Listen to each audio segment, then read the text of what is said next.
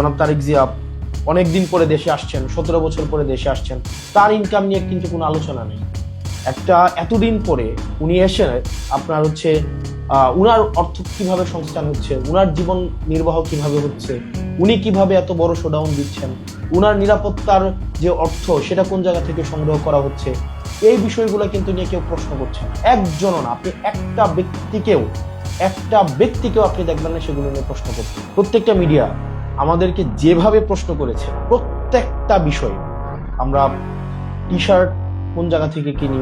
কয় টাকা T shirt কেনার টাকা পাইছি কই, খাওয়ার টাকা পাইছি কই, রিক্সায় ওঠার টাকা পাইছি কই, গাড়িতে ওঠার টাকা পাইছি কই, প্রত্যেকটা জিনিসকে যেভাবে প্রশ্নের মধ্যে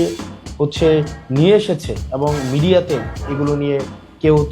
রেস্টুরেন্টে খাইছে সেটা নিয়ে ঘন্টার পর ঘন্টা টক শো হয়েছে। আপনার জাস্ট এই কিছুদিন আগ পর্যন্ত